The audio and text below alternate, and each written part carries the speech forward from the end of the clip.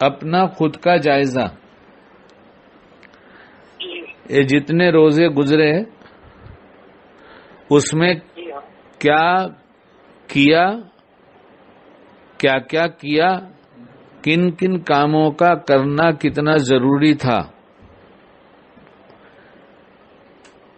اور کن کاموں کو مؤخر کیا جا سکتا تھا، ٹالا جا سکتا تھا کہ اس کو ہم بعد میں رمضان کے بعد بھی کر سکتے ہیں، کر سکتے تھے لیکن یہ نہیں کیا، بلکہ ان کاموں کو بھی کر لیا جو ہم ٹال سکتے تھے۔ تو ہمارے جو روزے گزرے اس میں ہم اپنا خود کا محاسبہ کر لیں کہ اس میں ہم نے جو کام کیا کرنے والے، ان کاموں کو ہم دیکھیں کہ اس میں کچھ کام ایسے تھے جس کو ٹالا جا سکتا تھا رمضان کے بعد کرنے کے لیے۔ اگر ایسا کام ہو چکا تو باقی جتنے دن ہمارے پاس باقی ہیں ہم ان کاموں کو ٹال دیں کہ رمضان کے بعد کریں گے۔ ایک بات۔ دوسرا جو واقعی کرنے کا کام تھا کیا، عبادت کے علاوہ، عبادت کے علاوہ گھریلو کام کاج ہے، دوسرے اور کام بھی ہوتے آدمی کے، کہیں بات کرنا ہے، کچھ بھی ہے، اس میں زیادہ وقت لگایا، اس سے کم وقت میں بھی وہ کام ہو سکتا تھا کیا؟ کیونکہ آئندہ رمضان کی تیاری کی بات نہیں ہے، ابھی ہمارے پاس 3 ہفتے پورے ہیں، اگر ایک میں ہم نے کچھ نقصان اٹھایا یا پورا نفع نہیں اٹھایا تو اب ہم کر لیں۔ اس لیے یہ دیکھ لیں، ہم بھی دیکھیں، آپ حضرات بھی دیکھیں، عبادت کی لائن سے جو کچھ کیا اس کی کیفیت اور اب کی 1 ہفتے کے بعد کی کیفیت میں کچھ فرق ہوا؟ اگر یقیناً تقوی بڑھ گیا تو کیفیت یقیناً بدلے گی، اور اگر نہیں بڑھا تو کیفیت نہیں بدلے گی، کیونکہ یہ احساس، کیفیت کا احساس، جس کے دل میں تقوی اتر جاتا ہے اس احساس کو بہت جلدی وہ سمجھ لیتا ہے کہ وہ دل بالکل صاف ہے، اس پر معمولی سی بھی کیفیت کا اثر بڑھے گا تو پتہ چلے گا، اور گھٹے گا تو بھی پتہ چلے گا۔ اور یہ مہینہ عادتوں کو بدل کر کیفیات، کوئی شیخ، کوئی سمجھدار کبھی اس پر جلدی سے زور نہیں دیتا عام مریدوں کے لیے کہ کیفیات کے پیچھے پڑو، اس لیے کہ اعمال مقصود ہوتے ہیں، لیکن اس میں اعمال کی کیفیات بھی اللہ کی طرف سے بڑھا دی جاتی ہے۔ جو تقوی کا نور بڑھتے جانے سے وہ کیفیت بھی اچھی بڑھتی چلی جاتی ہے۔ نماز غفلت کے ساتھ ہو رہی تھی، تقوی حاصل ہو گیا اور ہو رہا ہے تو نماز میں دل لگنا شروع ہو جائے گا اور اس کا احساس بڑھ جائے گا کہ اللہ دیکھ رہا ہے، کیونکہ تقوی نام ہی اسی کا ہے کہ اللہ دیکھ رہا ہے، اس لیے گناہ نہیں کریں گے۔ اللہ پاک دیکھ رہے ہیں اس لیے ہم اچھے کام کو اور اچھے طریقے پر کر کے دکھلائیں گے۔ اس لیے جو کیا ہے اس کی کیا کیفیت ہوئی ہے، اب تک کیا بنی ہے۔ قرآن پاک کو پورے عظمت کے ساتھ اپنا دل بنا کر، ذہن بنا کر، خاص اس بات کو قرآن پاک کی تلاوت میں دہراتے ہوئے کہ میں اللہ پاک کو سنا رہا ہوں، میرا پاک کلام اللہ پاک یہ سن رہے ہیں، میں جو کچھ پڑھ رہا ہوں یہ میرا کلام نہیں ہے، میرے اللہ کا کلام ہے، انہوں نے کہا سناؤ اور وہ سنتے ہیں، اس لیے میں جو پڑھ رہا ہوں یہ وہ سن رہے ہیں۔ اس سے ہماری کیفیت بنی، ایسی بنی نہیں بنی، اس کی فکر۔ نماز کچھ زائد پڑھنے کی کوشش کرنا، اور نماز زائد اس وقت اچھی لگنے لگے گی جب اس کیفیات میں اضافہ ہو جائے گا کہ اللہ پاک دیکھ رہے ہیں۔ اب سجدے میں اچھا لگنے لگا، میرا اللہ دیکھ رہا ہے، رکوع اچھا لگنے لگا، ہر چیز اچھی لگنے لگی۔ اور کہ میں نے علماء سے پوچھا، مجھے تو پتہ نہیں کہ مستحب جو بنا ہے یہ لفظ یا حب سے بنا ہے محبت سے، تو اس لیے آپ علیہ الصلوۃ والسلام کی نقل اتارنے میں سنتوں کے اہتمام کے ساتھ ساتھ مستحبات کی بھی خوب رعایت کی جائے، خوب عمل کیا جائے، تاکہ ادھر روزے کی برکت سے، تقوی کی برکت سے اللہ سے محبت بڑھتی جائے اور مستحبات کے بھی اہتمام سے آپ علیہ الصلوۃ والسلام کی محبت بھی بڑھتی جائے۔ گو سنتوں سے بھی بڑھتی ہے، اس سے بہت زیادہ بڑھتی ہے۔ اس لیے نماز میں سبحان ربی الاعلی اور سبحان ربی العظیم، اگر اس میں اس نیت سے اور دوسرے بھی اعمال میں اس نیت سے کہ میرے نبی علیہ الصلوۃ والسلام کی محبت میں اضافہ ہو جائے، اس نیت سے میں یہ سب اعمال کر رہا ہوں تو مستحبات کی بھی رعایت کی جائے۔ کرتے کرتے خود ہی محسوس ہونے لگے گا، ہر دن شام تک میں محسوس ہونے لگے گا کہ کل کی کیفیت اور آج کی کیفیت میں تبدیلی ہے۔ اب اس سے ایک بات یہ بھی پتہ چلتی ہے کہ یہ جو تبدیلی ہوئی، اس تبدیلی میں ہم نے کوئی قصد، ارادہ کیا، کچھ اسباب اختیار کیے، اس لیے تبدیلی ہوئی۔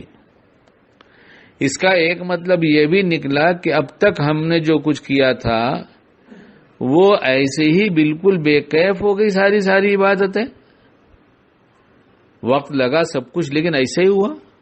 تو اس کیفیت پر جو پچھلے نہیں حاصل ہوئی، اس پر توبہ،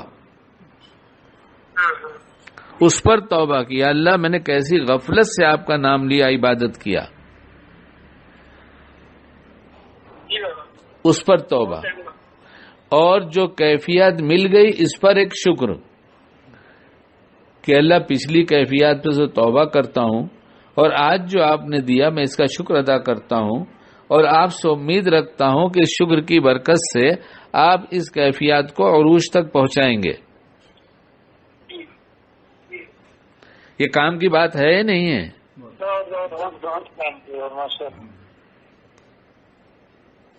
تو ہاں، اور یہ باتیں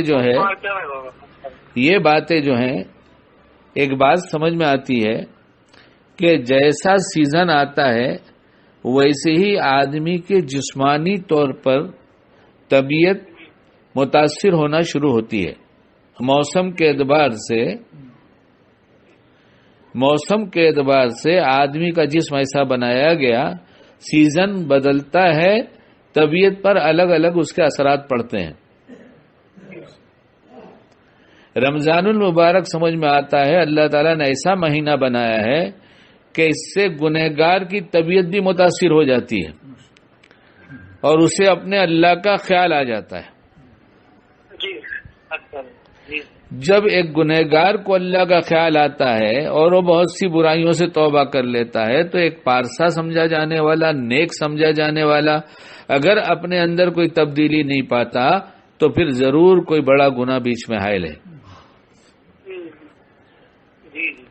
کیونکہ تو مہینہ متاثر کر دینے والا ہے۔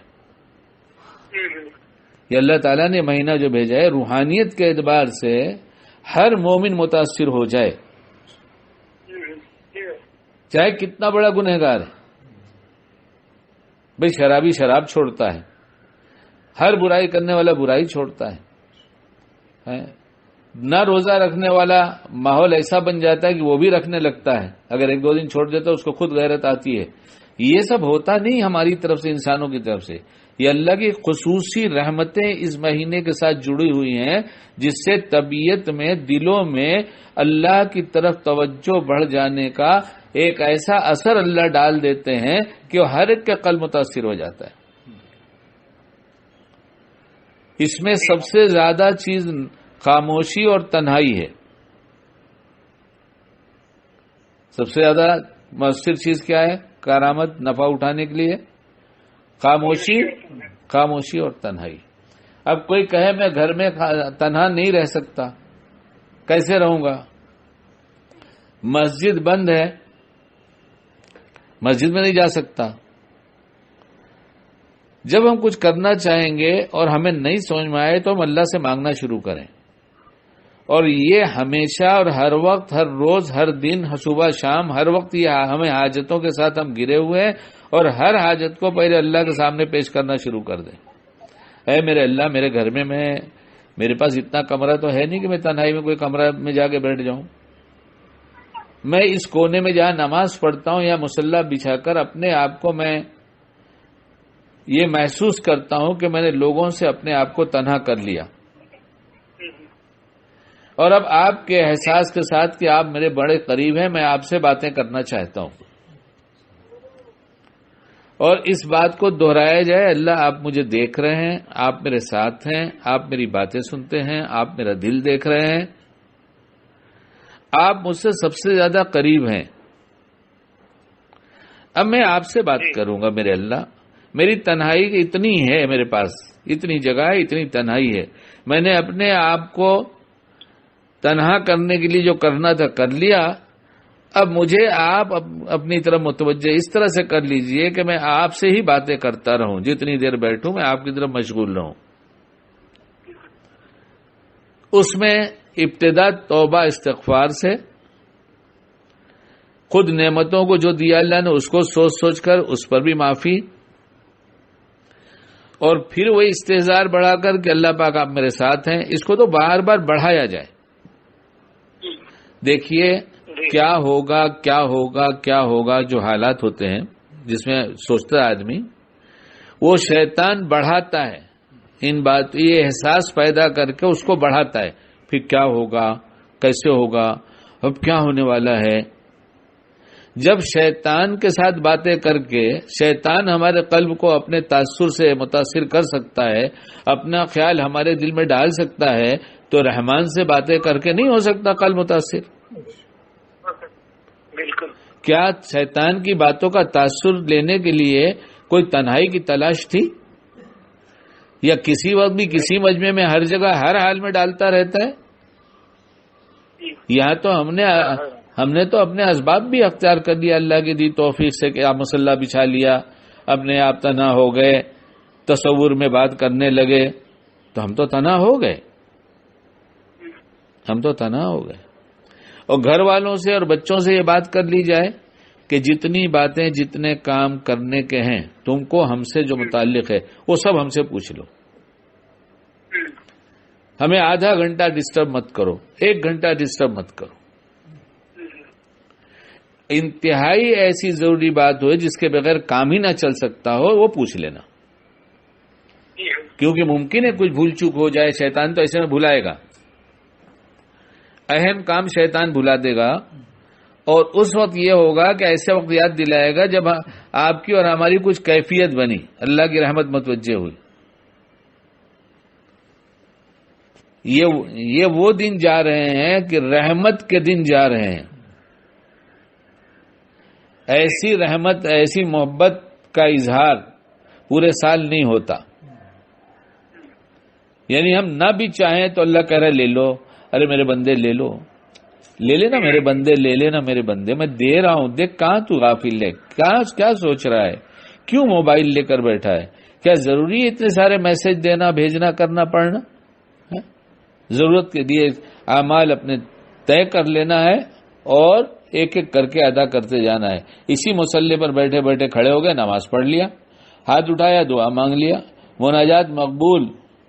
اور اس وقت میں سمجھتا ہوں گلدستہ مومن اتنی ضروری کتاب ہے کہ ہر ایک کے پاس مصلی پر قریب میں اتنی جلد ہونا چاہیے کہ باتوں کے دوران اس میں سے اٹھا کر حمد و نعت اور مناجات، اس سے اپنی کیفیت پیدا کی جائے، اپنے اندر کیفیت پیدا کی جائے.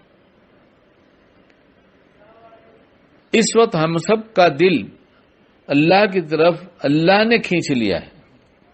جی بالکل. اور یہ اسی لیے اتنا رحمت کا مہینہ ہے کہ اتنی رحمت کہ گنہگار دل بھی آپ کی طرف چلا آیا ہے. اس لیے اگر ہم نے اپنے وقت کی قدر نہ کیا تو وقت تو گزرا اور گزر جائے گا. احتساب بہت ضروری ہے، یعنی حساب اپنا لگانا بہت ضروری ہے، اور اپنی کیفیات کا خیال رکھنا بہت ضروری ہے. اور اس سے تو بڑا نفع ہو رہا ہے کہ قرآن پڑھتے پڑھتے اللہ توفیق دے رہا ہے، بار بار مجھے سنا رہا ہے، پھر یاد تازہ کر میرے بندے، تو مجھے سنا رہا ہے، دیکھ تو مجھے سنا رہا ہے، کوئی سنے نہ سنے۔ ایک بات اور بھی ہے، وہ حدیث پاک ہے جس کا مفہوم ہے میری زبان میں کہ جب بندہ اللہ کی طرف ایک بالش چلتا ہے تو اللہ ایک ہاتھ چلتے ہیں، پھر یعنی اللہ کی رحمت دوڑ کر بندے کے پاس پہنچ جاتی ہے۔ تو جس وقت بارش ہو رہی ہو، جس میں گنہگار کا دل بھی پسیج رہا ہو اور اللہ کی طرف متوجہ ہو رہا ہے، رحمت، کیونکہ اگر کوئی چھپ گیا ہے کہ بھائی میں بارش سے بچ جاؤں گا، اس لیے میں بارش میں بھیگنا نہیں چاہتا، اس لیے وہ اپنے کمرے میں بیٹھ گیا ہے، لیکن تیز کی بارش کا اثر تو بند ڈبی کے نمک میں پہنچ جاتی ہے، تو انسان پہ کیوں نہیں پہنچے گی؟ تو اس لیے اس وقت جو رحمت ہے یہ تو ہمارے دل کو کھینچ رہی ہے۔ یہ جملہ بار بار دہرانے کا ہے، اللہ ہم سب کو توفیق دے۔ ارے میرے بندہ کیا کر رہا ہے، ارے میرا بندہ تو کیا کر رہا ہے، ارے دیکھ دیکھ دیکھ رحمت لٹا رہا ہوں، رحمت کی بارش ہو رہی ہے، بھیگنا اس میں، خوب اس میں مزہ لینا۔ جب یہ باتیں تنہائی میں ہونے لگیں گی تو انشاءاللہ ہر دن نہیں، ہر گھنٹے میں کیفیت بدلے گی۔ اللہ ہم سب کو وہ کیفیت، وہ اعمال، وہ کیفیت ایسی عطا فرما دے جو اپنے مخصوص بندوں کو دیا کرتا ہے اس مہینے میں، ہم سب کو دے دے، ہماری نسلوں کو دے دے، اور اس کا خزانہ تو اتنا بڑا ہے کہ ساری امت کو دے دے تو کوئی کمی ہونے کی نہیں، پوری امت کو دے دے۔ اور اس رحمت کے صدقے میں ایسی سچی توبہ